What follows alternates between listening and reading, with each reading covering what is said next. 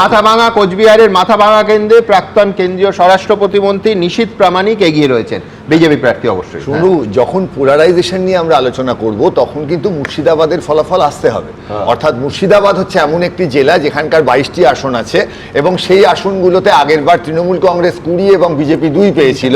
সেইখানে যদি একই ফলাফল বা শুধু তৃণমূল বিজেপির মধ্যে ফলাফল বজায় থাকে তাহলে বুঝতে হবে সত্যি পোলারাইজেশন হয়েছে। সেটা যদি না হয় কিন্তু আমাদের আরেকটু অপেক্ষা করতে হবে, তখন কিন্তু পোলারাইজেশন হয়েছে এই কথা বলা যাবে না। কংগ্রেসও একাধিক সিটে মুর্শিদাবাদে ভালো করতে পারে। ফলে সেই পোলারাইজেশনের জায়গাটা সবটাই যদি তৃণমূল আর বিজেপি, পশ্চিমবঙ্গের রাজনীতিতে যাই হবে তৃণমূল আর বিজেপি ছাড়া আর কেউ থাকবে না। এটা এই যে পরিস্থিতিটা এর বাইরে বেরোতে পারে কিনা তার উত্তর দেবে মুর্শিদাবাদ। আচ্ছা, আমি একবার দ্রুত বিশ্বনাথ চক্রবর্তীর কাছে যাব। বিশ্বনাথ দা, তার আগে দর্শকদের বলবো ক্যানিং পশ্চিম তৃণমূল কংগ্রেসের প্রার্থী পরেশরাম দাস এগিয়ে রয়েছেন। আবার বলছি কোচবিহারের মাথাভাঙায় নিশীথ প্রামাণিক প্রাক্তন কেন্দ্রীয় স্বরাষ্ট্র প্রতিমন্ত্রী এগিয়ে রয়েছেন বিজেপি প্রার্থী। সুমনদা যেটা বলার, এবার আমি দক্ষিণ দিনাজপুরের পূর্ণ রেজাল্ট পেয়েছি, মানে প্রত্যেকটা বিধানসভার রেজাল্ট আমার কাছে এসছে। 6টা বিধানসভা আছে, 6টার মধ্যে 4টা বিধানসভা কেন্দ্রেই কিন্তু বিজেপি এগিয়ে আছে এবং কুমারগঞ্জ যেখানে প্রার্থী মার খেয়েছিল সেখানে তৃণমূল কংগ্রেস এগিয়ে আছে, হরিরামপুর তৃণমূল কংগ্রেস এগিয়ে আছে। বাকি তপন, বালুরঘাট, গঙ্গারামপুর, কুশমন্ডি এই 4টি বিধানসভা কেন্দ্রেই কিন্তু বিজেপি এগিয়ে আছে। যেটা ইম্পর্টেন্ট, কুশমন্ডি আসনটা কিন্তু তৃণমূল কংগ্রেসের ছিল। গত নির্বাচনে এই দক্ষিণ দিনাজপুরে 3-3 রেজাল্ট হয়েছিল। কুশমন্ডির আসনটা বিজেপি এই মুহূর্তে এগিয়ে আছে। ফলে বিজেপি 4, তৃণমূল কংগ্রেস 2। আপনাকে যেটা বলার সেটা হলো যে সমস্ত বিধানসভা কেন্দ্রগুলোর মধ্যে 117টা বিধানসভা কেন্দ্র তৃণমূল কংগ্রেসের জন্য গড় মনে করা হচ্ছিল যে এখানে সুইং হবে না।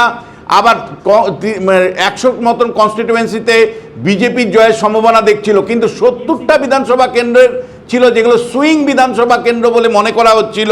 কুশমন্ডি তার মধ্যে একটি কনস্টিটুয়েন্সি, রাজবিহারী তার মধ্যে একটা কনস্টিটুয়েন্সি, পাণ্ডবেশ্বর তার মধ্যে একটি কনস্টিটুয়েন্সি, সিউড়ি, সেগুলোতে যেমন এগিয়ে আছে বিজেপি, মানে তৃণমূলের থেকে হাত বদলের একটা ইঙ্গিত অন্তত প্রাথমিক পর্বে দেখা যাচ্ছে।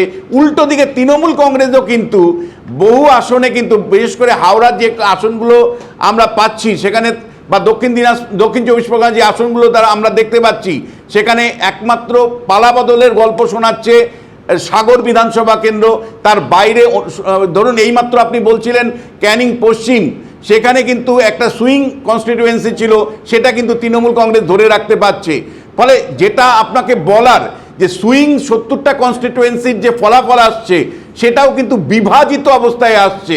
তার মানে তৃণমূল কংগ্রেস তার গড় ধরে রাখছে, বিজেপি তার গড় ধরে রাখছে, আর যে আসনগুলো পরিবর্তন হলে যার পক্ষে পরিবর্তন হবে সে জয়ী হবে, সেরকম 70টা বিধানসভা কেন্দ্রের মধ্যে যে কয়টা আসনের ফলাফল আসছে তাতে কিন্তু দেখা যাচ্ছে 50-50 ডিভিশন, অর্থাৎ সুইংয়ের 50% তৃণমূলের পক্ষে যাচ্ছে, সুইং আসনের 50% বিজেপির পক্ষে যাচ্ছে। সত্যি একটা আকর্ষণীয় লড়াই অন্তত এই মুহূর্তে দেখতে পাচ্ছি। আগামী রাউন্ডগুলোর দিকে তো অবশ্যই আমরা তাকাবো। যেটা আসানসোলের দিকে যদি আমরা তাকাই, ধরুন আমরা পশ্চিম বর্ধমানের দিকে তাকাই, তাহলে পশ্চিম বর্ধমানের মতন জায়গায় কিন্তু খুব পরিষ্কার করে আমরা লক্ষ্য করছি গতবারের থেকে কিন্তু বিজেপি 2টো আসনে অন্তত এই মুহূর্তে এগিয়ে আছে। ফলে সেইটাও কিন্তু আরেকটা জায়গা যে সুইং, রানীগঞ্জের মতন আসন সুইং আসন, সেখানে কিন্তু বিজেপি এই মুহূর্তে এগিয়ে আছে। পাণ্ডবেশ্বর আমরা কথা বলছিলাম যে নরেন্দ্রনাথ চক্রবর্তী ওখানকার দাপুটে নেতা জিতেন তেওয়ারির সাথে তার লড়াই, পাণ্ডবেশ্বরেও এই মুহূর্তে কিন্তু বিজেপি এগিয়ে আছে। ফলে গত নির্বাচনে আসানসোলের যে অবস্থা ছিল 6-3, বিজেপি 3 আর তৃণমূল কংগ্রেস 6 ছিল, এবার কিন্তু এই মুহূর্তে 5-4 রেজাল্ট আমরা দেখতে পাচ্ছি। অর্থাৎ সুইং 2টো আসন কিন্তু পাণ্ডবেশ্বর এবং রানীগঞ্জ সেটা বিজেপির দিকে ঝুঁকে আছে এই মুহূর্তে। ফলে লড়াই আগামী আর 1-1.5 ঘন্টার মধ্যে কিন্তু বোঝা যাবে যে সুইং আসন, যেটা আমি বারবার বলছি 70টা আসন যেটা ডিসাইডে পারেনি। একই সাথে আপনাকে এই মুহূর্তে খবর দিতে চাই যে মলয় ঘটক কিন্তু পিছিয়ে আছে। আসানসোল উত্তরায় আরেকটা আসন, আসানসোল উত্তর আসন থেকে কিন্তু মলয় ঘটক যিনি রাজ্যের শ্রমমন্ত্রী তিনি কিন্তু এই মুহূর্তে পিছিয়ে গেলেন। ফলে সুমন আপনি বুঝতে পারছেন সুইং আসন যেগুলোকে আমরা বলতে চাইছি 70টা আসনের মধ্যে, তাতে কিন্তু ঝোঁক কিন্তু ক্রমশ বিজেপির দিকে বাড়ছে। ফলে এই প্রবণতা আগামী 1-1.5 ঘন্টায় কি থাকে সেটা গুরুত্বপূর্ণ। আমি দর্শকদেরকে আরেকবার বলবো যে দক্ষিণ 24 পরগনায় সাগরের মতন আসন, কলকাতাতে রাসবিহারীর মতন আসন, আসানসোল উত্তরের মলয় ঘটকের মতন আসন, বা সিউড়িতে জগন্নাথ চট্টোপাধ্যায়ের এগিয়ে থাকা, এই আসনগুলো ইন্ডিকেট করে যে স্থিতাবস্থার বাইরেও গিয়ে মানুষ কিন্তু ভোট হয়তো দিয়েছে।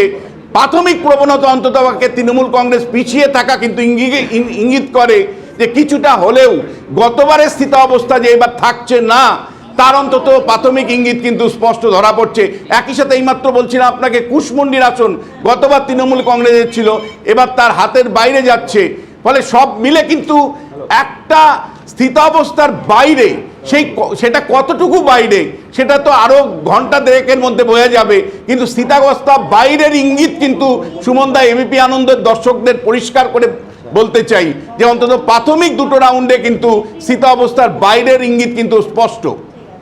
একদম। বিমান মাহাতো শালবনির প্রার্থী বিজেপি প্রার্থী এগিয়ে রয়েছেন, কালিম্পংয়ে বিজেপি প্রার্থী ভরত ছেত্রী এগিয়ে রয়েছেন, নদিয়ার নাকাশিপাড়ায় কল্লোল খাঁ তৃণমূল প্রার্থী এগিয়ে রয়েছেন, ঝাড়গ্রাম কেন্দ্রে লক্ষ্মীকান্ত সাহু বিজেপি প্রার্থী এগিয়ে রয়েছেন এবং কলকাতার চৌরঙ্গি কেন্দ্রে নয়না বন্দ্যোপাধ্যায় তৃণমূল কংগ্রেস প্রার্থী এগিয়ে রয়েছেন।